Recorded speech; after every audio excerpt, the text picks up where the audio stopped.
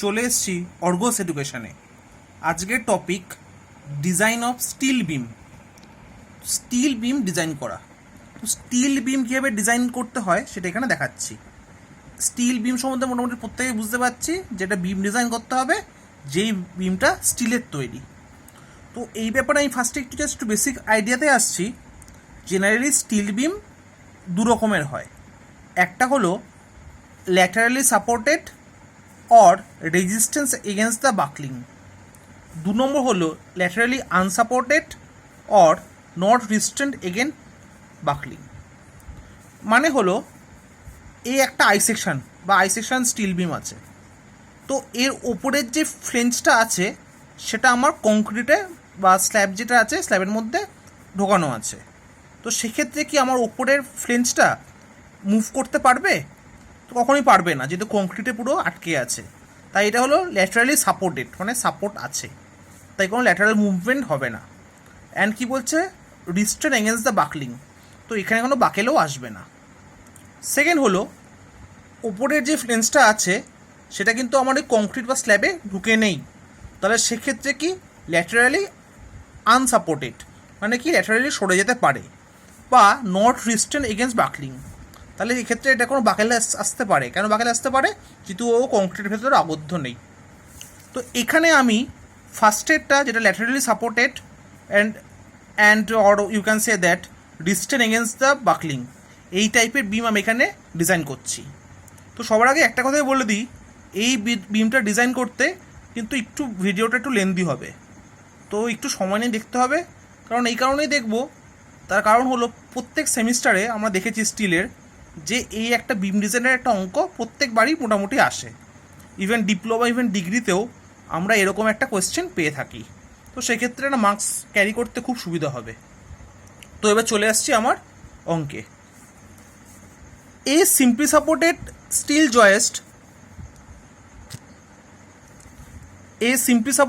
জয়েস্ট of 5 meter span has to support load of 60 kilonewton per meter inclusive of self weight. The beam compression flange is restrained against the buckling. কি বলেছে? The beam compression flange is restrained against the buckling. মানে কি, এই যে restrained against the buckling মানে first পয়েন্টটা, যেটা আমি কোশ্চেন দেখেই বুঝতে পারলাম। Design the appropriate section is using steel grade FE 410। তাহলে আমাকে এখানে কোশ্চেনটা আমি পেয়ে গেছি কী কী করতে হবে। যেখানে 5 মিটার স্প্যান আছে, এই 60 কিলোমিটার পার মিটার লোড পড়ছে, এই condition restrained against the buckling, আর FE 410 ইউজ করা হচ্ছে। তাহলে এবার চলে আসছি আমরা। এবার যেহেতু এখানে বলেছে কি restrained against the buckling, the beam compression flange কেন ব্যাপারটা আসছে বা কীভাবে আসছে? দ্যাট ইজ একটা বিম সিম্পলি সাপোর্টেড বিম আছে, তো ওপরে যদি UDL পড়ে বিমটা ঠিক এভাবে বাকেল হয়। যদি এভাবে বাকেল হয় বা ব্যাকে, তো সেক্ষেত্রে টেনশনটা আমার নিচে কাজ করছে আর কম্প্রেশনটা উপরে কাজ করছে। তাহলে কম্প্রেশন যেহেতু ওপরে কাজ করছে, তাহলে ওপরের যে ফ্লেঞ্জটা কোনটা আছে, এটা ফ্লেঞ্জ আমরা জানি যে এটা ফ্লেঞ্জ আর এটা মাঝখানে একটা ওয়েভ। তো ওপরে কম্প্রেশন ফ্লেঞ্জ আছে, তো সেটাই বলেছে the beam compression flange is distant against the buckling. কেন বাকলিং আটকাচ্ছে? ও স্ল্যাবের ভেতর ঢুকে আছে তাই। তো সেক্ষেত্রে এবার সলিউশনে চলে আসছি। The span of the beam L equal to 5 meter, UDL 60 kilonewton per meter. The beam is laterally supported. Gamma M0 and gamma F 1.1 and 1.5, এটা আমি কোথা থেকে পাচ্ছি? এটা একদম স্টিলের প্রথমেই ছিল, IS 800 2007 পেজ নাম্বার 30। নেক্সট আসছি ফ্যাক্টরড UDL, মানে এটা তো ওয়ার্কিং লোড পড়ছে কত? 60 কিলোনিউটন পার মিটার। আমরা জানি ফ্যাক্টর লোডের ক্ষেত্রে এটা 1.5 দিয়ে গুণ হয়, ফ্যাক্টর অফ সেফটি। তো 60 × 1.5 90 কিলোনিউটন পার মিটার। তারপর ফ্যাক্টর বেন্ডিং মোমেন্ট কত? আমরা জানি সিম্পলি সাপোর্টেড বিম UDL maximum bending moment WL²/8, so W90 L5²/8, সেক্ষেত্রে এটা আসছে 281.25 কিলোনিউটন মিটার। নেক্সট চলে আসছি ফ্যাক্টর শেয়ার ফোর্স কত? আমরা জানি ম্যাক্সিমাম শেয়ার ফোর্স কত সিম্পলি সাপোর্ট বিমের ক্ষেত্রে? WL/2। তাহলে কত? W কত? 90 L5/2, এটা করে আমার আসছে 225 কিলোনিউটন। এবার হলো প্লাস্টিক সেকশন মডুলাস রিকোয়ার্ড, মানে হলো আমি বা আমার যে বিমটায় যে মোমেন্টটা পড়ছে ওই মোমেন্টটা আটকানোর জন্য আমার কি সেকশন মডুলাস দরকার। আর সেকশন মডুলাসটা কোন কন্ডিশনে আছে? প্লাস্টিক কন্ডিশনে। তাই Z for section modulus, P for plastic required. Required মানে কি ওই মোমেন্ট আটকানোর জন্য আমার সেকশন মডুলাস কত দরকার প্লাস্টিক কন্ডিশনে। সেই ফর্মুলা হলো M gamma M0 divide by FY। এই ফর্মুলাটা আমি কোথা থেকে পাচ্ছি? কোডের পেজ 53। তো সেক্ষেত্রে এম ইকুয়াল টু কত? 281.25 ইন্টু 10⁶ কেন করলাম? ওটা আমার কিলোনিউটন মিটারে ছিল, তো সেখান থেকে নিউটন mm আসার জন্য 10⁶ দিয়ে এখানে মাল্টিপ্লাই করলাম। গামা M0 ভ্যালু 1.1, আর এদিকে FY কত? 250। কেন 250?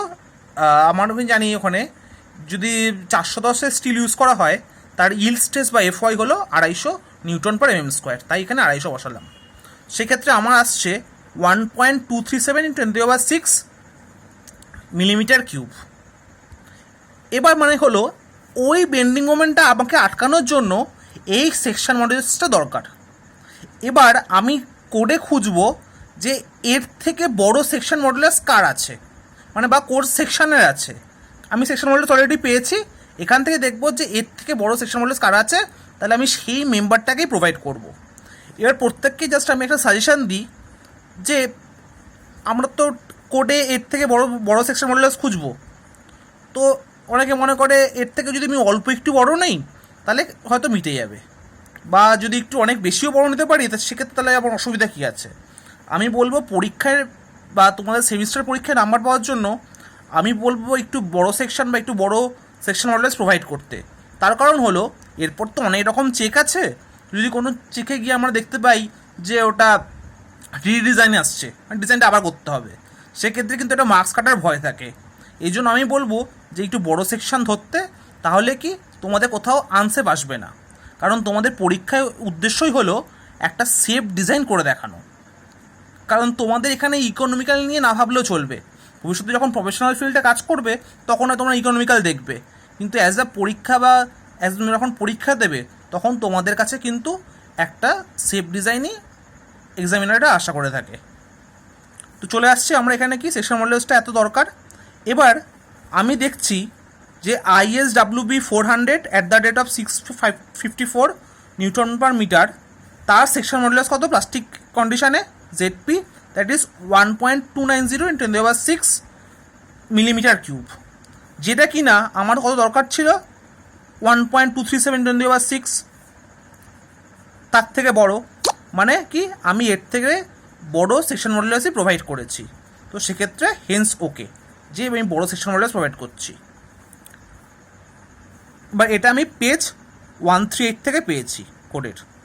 এবার তার সাথে আমি আরও পেয়ে যাচ্ছি যে এর প্রপার্টিসগুলো, যে প্রপার্টিস অফ ISWB 400 এর এইচ কত, মানে ওভারঅল ডেপথ 400, BF মানে কি with of flange 200 mm, TF কত, thickness of flange 13 mm, TW কি thickness of wave 8.8 mm, R1 কত, এই R1টা আমি আসছি, এটা আমি স্টিল টেবিলে পেয়ে যাবো, বা ব্যাপারটা কি আমি তাও বলবো, 13 mm। এবার আর কি পাচ্ছি? সেকশন মডুলাস ইলাস্টিক কন্ডিশনে 1.171 × 10⁶ মিলিমিটার কিউব, আর সেকশন মডুলাস প্লাস্টিক কন্ডিশনে মানে ZP, that is 1.290 × 10⁶ millimeter cube. এবার কিছু সেকশন ক্যালকুলেশনে আসছি। কি আমার এপসাইলন ইকুয়াল টু কি 250 FY, মানে হলো 250 জায়গায় 250 বসলো, আর আমার এখানে FY কত 250, তো বসে আমি এলো 1। এবার কোশ্চেনটা আসছেই যে আমি কেন এখানে এপসাইলন শুধু শুধু বার করতে গেলাম বা কী দরকার, তার জন্য আমি এখানে নেক্সট ইয়েতে আসছি।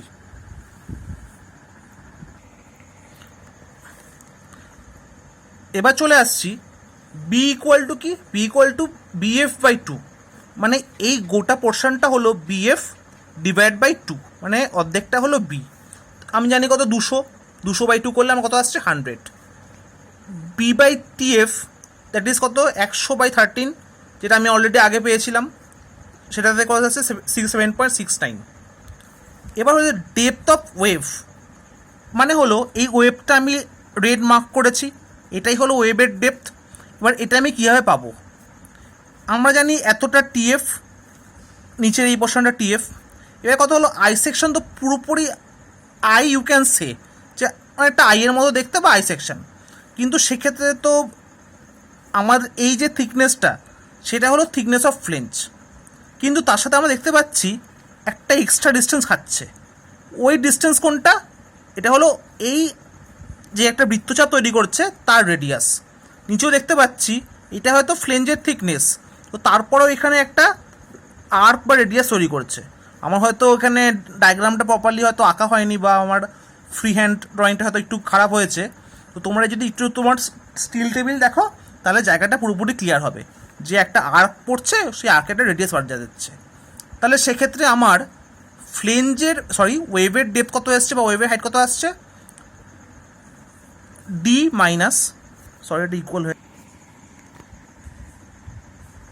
মাইনাস টু অফ, কেন? যেহেতু দুদিকে আছে, টিএফ প্লাস আর ওয়ান, এই টিএফ তারপর আর ওয়ান, যেহেতু দুদিকে আছে তাই টি থেকে minus two into tf plus r one.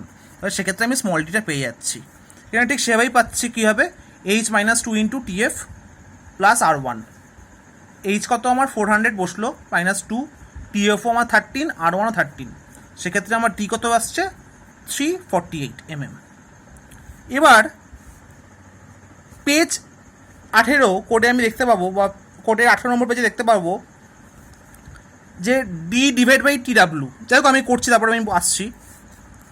D divide by T W, ডির ভ্যালু কত 348, আর টি ডাব্লু আমি জানি 8.6, কোডে আমার এলো 40.46। এবার বি বাই টিএফও আগে বেরিয়েছিল। এবার হলো আমি আসছি পেজ 18-এ।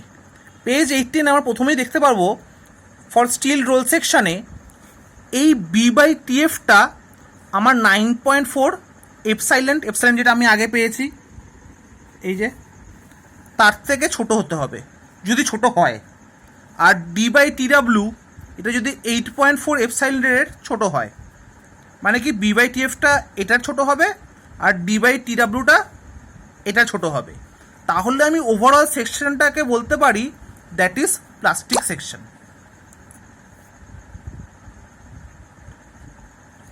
এবার আমি সেক্ষেত্রে আমার দুটোই আমি চেক করে দেখছি যে এটা আমার কম আসছে এটার, তো আমি বলতে পারবো যে আমার ফ্লেঞ্জটা আর ওয়েভটা দুটোই প্লাস্টিক। এবার সেটা কিছু ক্ষেত্রে প্লাস্টিক, সেমি কম্প্যাক্ট, তো যা আসবে আসবে।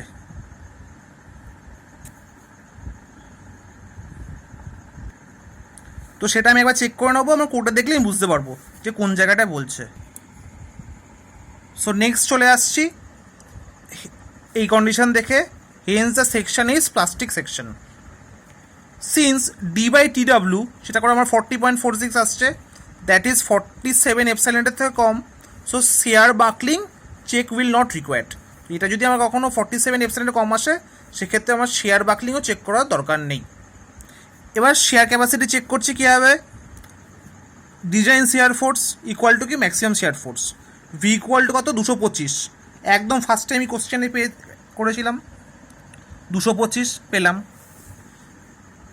এবার আমরা চেক করতে হবে ভিডি বেটার দ্যান ভি, মানে হলো যত ওর স্ট্রেংথ নেওয়ার ক্ষমতা তার থেকে যাতে কম লোড পড়ছে, বা যত তার স্ট্রেংথ নেওয়ার ক্যাপাসিটি তার থেকে যাতে কম লোড পড়ছে। তো এই ডিজাইন স্ট্রেংথে আমি কীভাবে বার করতে পারবো? এটা আমি পেজ 59-এ পেয়ে যাব, that is FY by √3 gamma M0 H into T W. সেক্ষেত্রে আমার FY 250, √3 গামা M0 1.1, H মানে 400, টি ডাব্লু মানে 8.6। তো আমি বসালাম, সেক্ষেত্রে আমার বেরোচ্ছে 451.38 ইন্টু 10⁻³ যেটা কিনা আমার 225 ইন্টু 10⁻³ যেটা আমার 225 কিলোনিউটন ছিল, তো তার থেকে আমার বড়, মানে হলো ও বেশি স্ট্রেংথ ক্যারি করতে পারবে। পড়ছে 225, কিন্তু এখানে লোড আমি কত লোড নেওয়ার ক্ষমতা 451.38, তো সেক্ষেত্রে আমি বলতে পারি যে এটা অনেক সেফ। এবার তার সাথে আমার আরেকটা check for the high or low shear check করবো কীভাবে, দ্যাট ইজ ভিডি আমার অলরেডি আগে বেরিয়েছে, সেটার 0.6 গুণ, মানে আমার কত আসছে 0.6 ইন্টু 451.38 10³ করে আসছে 270.82 10³ নিউটন। তাহলে কি আমার যে লোডটা পড়ছে 225, যেটা আমার মনে আছে 225 পড়ছিল, সেটা আমার এটার থেকেও কম, মানে ভিডির থেকে তো কম আমি অলরেডি আগে পেয়েছি, 0.6 ভিডির থেকেও কম। তাহলে সেক্ষেত্রে আমি বলতে পারি ভেরি লো শিয়ার। নেক্সট আসছি আমরা design bending strength of the MD is lesser of following. ব্যাপারটা হলো আমি তাহলে ডিজাইন মোমেন্ট কত বা কত মোমেন্ট ধরে ডিজাইন করব, সেক্ষেত্রে আসছি that is beta B into ZP FY by gamma M0। তো সেক্ষেত্রে বিটা বি কি, বিটা বি হলো একটা ফ্যাক্টর, সেটা ডিপেন্ড করছে যে আমার সেকশনটা প্লাস্টিক না সেমি কম্প্যাক্ট না কি ধরনের। তো তার উপর ডিপেন্ড করে আমরা জানি beta B equal to 1.1 and beta b equal to 1.9, ZP is the plastic section modulus, Fy by gamma M0। তো আমরা জানি তার সাথে আরেকটা হলো সিম্পলি সাপোর্টেড বিমের জন্য আমার এটা যাতে লেস দ্যান ইকুয়াল টু হয়, that is 1.2 ZD into Fy by gamma M0। আমাদের এটা চেক করে দেখতে হবে যাতে সিম্পলি সাপোর্টেড বিমের জন্য যাতে এটার থেকে এটা কম আসে। তো এটা beta B for the plastic section that is 1, আমি ZP ভ্যালু বসালাম অ্যান্ড তারপর Fy বসালাম, গামা M0 কত 1.1, সেই 1.1 বসালাম, করে আমার আসছে 293.18 ইন্টু 10⁶ নিউটন mm। এবার বাদ এই দিকের এই পোর্শনটায় করে আমি দেখছি দ্যাট ইজ আসছে আমার 319.36 10⁶ নিউটন mm। তার মানে হলো যেহেতু এটার থেকে কম এসছে,